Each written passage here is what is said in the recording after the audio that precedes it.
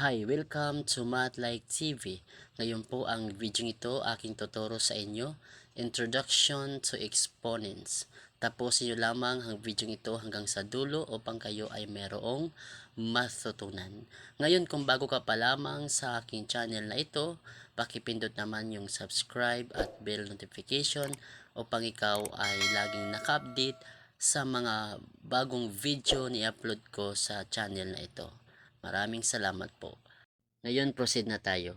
So, example lang ating given ay 4. At ang kanyang exponent ay 2. Okay?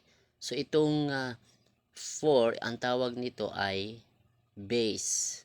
Itong sa may taas na maliit na numero, ang tawag nito ay exponents. Okay? So, tinatawag din ng exponent na power. Okay?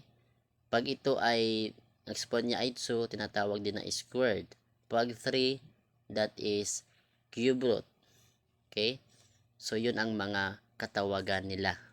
Okay? So, ngayon, pag nakita ka na meron siyang exponent na 2, ibig sabihin, itong base, imamultiply mo siya sa dalawang bases. Okay? Kapag ang exponent niya ay 2, ganito po yan. So, 4 times 4 equals 16. So, meaning, ang 4 raised to second power equivalent is 16. Okay? Next, number 2. Example.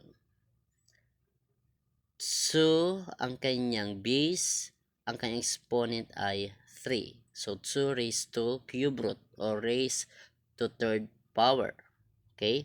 So, ibig sabihin, pag 3 ang kanyang exponent, itong base na to ay multiply natin ng tatlong bases sa kanyang sarili. Okay? Multiply itself sa tatlong bases. Kagaya sa ating nang ginawa sa number 1. Multiply natin ang base ng dalawang bases. Ito naman, dahil 3 ang exponent, so tatlong bases sa kanyang sarili, i-multiply. Okay, so multiply natin. 2 times 2 times 2. Okay, so ilang 2 dito? 1, 2, 3. So tatlo. So 2 times 2, that is 4 times 2, that is 8. So meaning, ang 2 raised to third power equivalent is 8. Okay? So, ganun lang po ka-Math Like TV. Now you try. Okay? I give you 1 minute. Start now.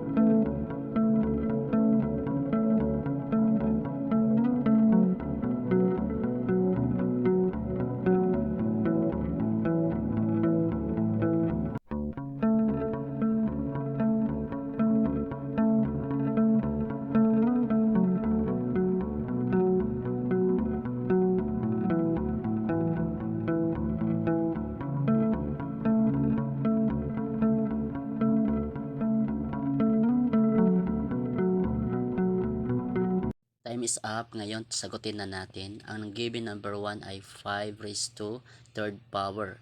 So, ang base na 5 ay ating i-multiply ng tatlong bases. Okay? 5 times 5, that is 25. Times 5, that is 125. Okay, so yan po ang kanyang answer. Next, number 2, ang given ay 7 raised to second power. So, ang base na 7 ay ating i-multiply ng dalawang bases. 7 times 7 equals 49. So, ang product niya, ang kanyang answer ay 49. Okay? Next, last number 3. Ang 2, ang given ay 2 raised to fourth power. So, ang base na 2 ay ating i-multiply ng 4 na bases. Okay? So 2 times 2, that is 4, times 2, that is 8, times 2, that is 16. So ang kanyang product equals 16. So yan po Kamat Like TV ang mga answer sa tatlong given na ito. Okay? So ngayon, take note sa exponent, take note, any number raised to 0 exponent, pag 0 naman ang exponent is always 1. Kahit ano pa ang number na base, kapag ang exponent ay 0, that is always to 1. Okay? So yan po Kamat Like TV. Kaya ngayon, kung meron ko natutunan, pakipindot naman yung like, at kung bago pa lamang sa akin channel, huwag kalimutan pindutin ang subscribe, maging ang bell notification upang ikaw ay laging naka-update sa mga bagong video ni upload sa akin channel na ito. Maraming salamat po sa inyong panonood.